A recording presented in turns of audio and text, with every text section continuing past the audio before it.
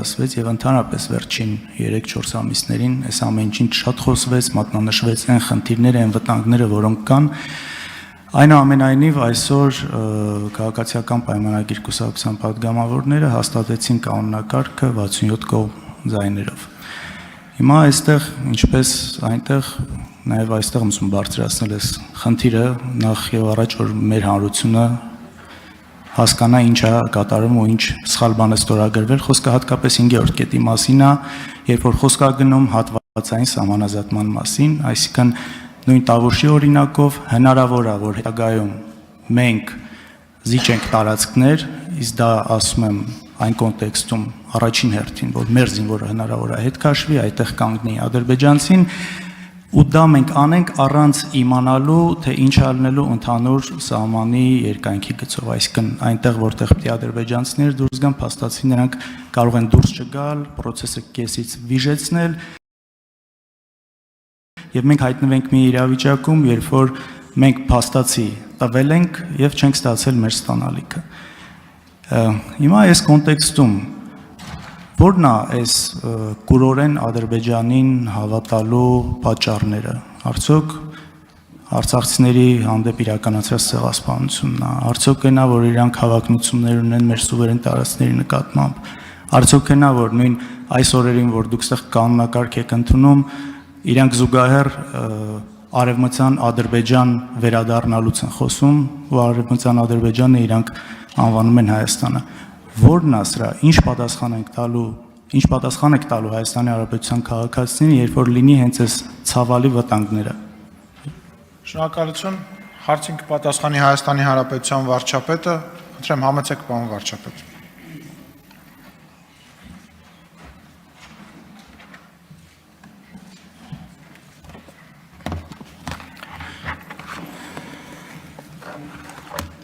Շնորհակալ եմ հարցի համար,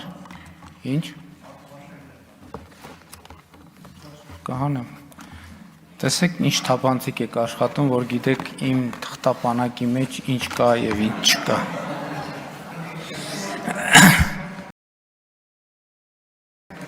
Ուրեմն մենք որդեգրել ենք որոշակի ռազմավարություն և այդ ռազմավարությունը հետևյալն է, որ անվտանգային ոլորտում ընդհանուր առմամբ մեր ռազմավարությունների հիմքը պետք է լինի լեգիտիմությունը և մենք հետևում ենք այն ռազմավարությանը և այն ինչ այսօր ազգային ժողովը վավերացրել է, ես կարծում եմ, որ մենք պետք է ըստարժանվույն գնահատենք այդ իրադարձությունը, որովհետև դա չափազանց կարևոր իրադարձություն է, որովհետև մենք դրանով արձանագրել ենք Հայաստանի Հանրապետության տարածքների, լեգիտիմ տարածքների, սահմանների, սահմանազատման սկզբունքները և այդ սկզբունքները պետք է կյանքի կոչվեն։ Եվ գիտեք, ինչու ես սկսեցի ռազմավարության։ Ընդգծելու համար հետևյալը, որ պարզ է, որ և Հայաստանի ներսում, և Հայաստանից դուրս կլինեն տեսակետներ, կարծիքներ,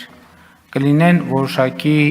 մտածված գործողություններ մեր ռազմավարությունից շեղելու համար։ Մենք այդ ռազմավարությունից չենք շեղվելու, բայց միևնույն ժամանակ նաև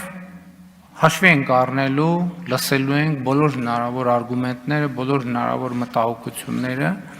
բայց նաև պիտի արձանագրեմ, որ այդ մտահոգությունները հասցեագրելու բոլոր մեխանիզմները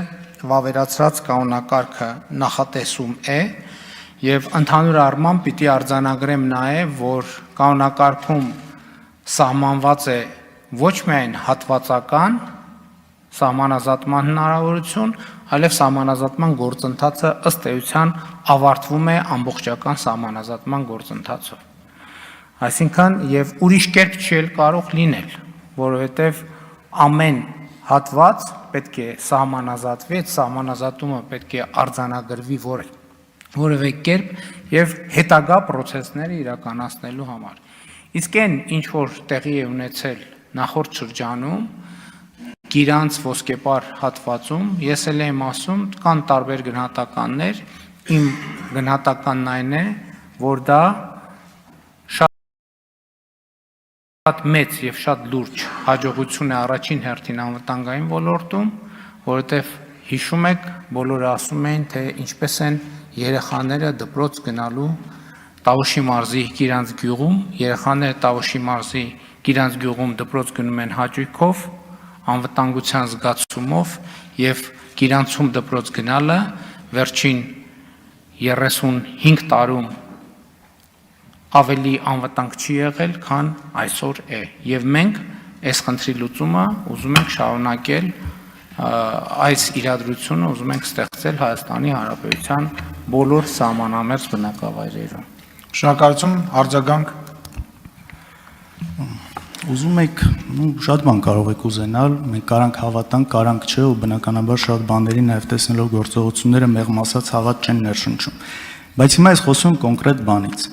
Այս մոլորեցնելը պետք չէ, որտեղ կոնկրետ այս կանոնակարգում գրված է, որ սահմանազատումը հատվածային արվում է առանց վերջնականի ու կոնկրետ հողի վրա փոփոխությունները արվում են